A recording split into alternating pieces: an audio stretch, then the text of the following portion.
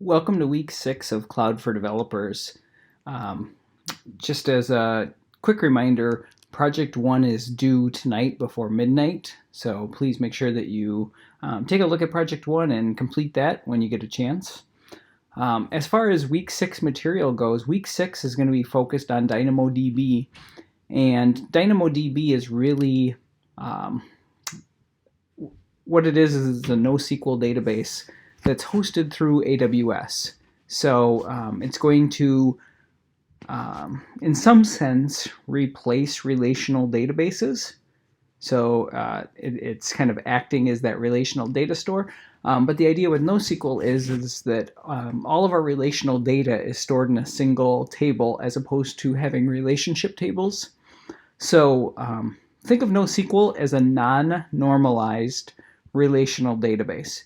And the reason for that is because we want our NoSQL database to be really fast.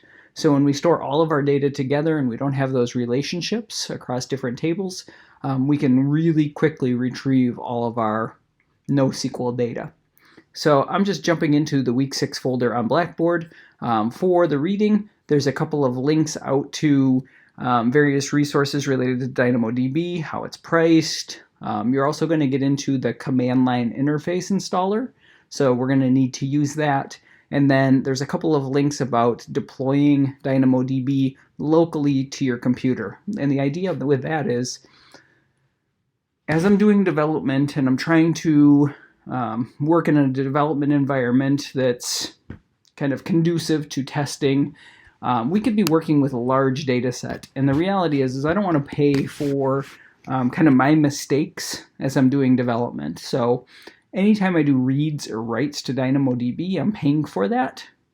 By deploying DynamoDB to your local machine, I can then run my application against my local instance of DynamoDB, and I don't have to pay for that. Okay, so for the development environment, it's really ideal if you can set up DynamoDB locally. Okay, so there's a couple of links out to that. As far as watch, there's going to be a couple of things here. So there's a DynamoDB intro. I think that video is maybe 40 minutes long.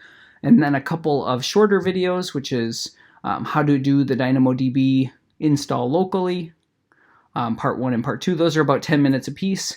And then scan and query get into the 2 different operations in terms of data retrieval within DynamoDB. So there's 4 videos for this week. Additionally, there's through LinkedIn Learning, which you have access to as an MATC student, there's an entire course dedicated to DynamoDB. I think the course is an hour and a half long, but if you actually want to try the samples and get everything working, it's going to take quite a bit longer than that. And I didn't link out directly to the course because I think the only links I can provide are through LinkedIn, and I don't really use LinkedIn.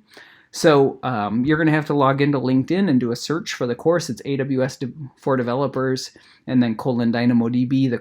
The instructor is Robbie Millsap. So the course is really good. It's about an hour and a half.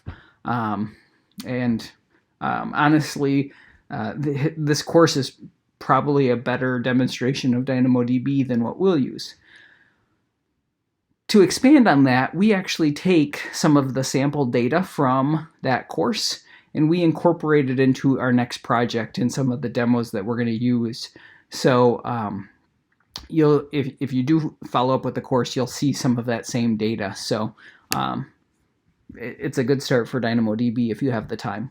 And then lastly, for due, it's kind of a typical week where you're going to have a lab on DynamoDB. The lab is to be completed in the AWS console, so not on your local system. So the stuff for DynamoDB, you're basically creating a table, inserting some records, scanning and querying that table.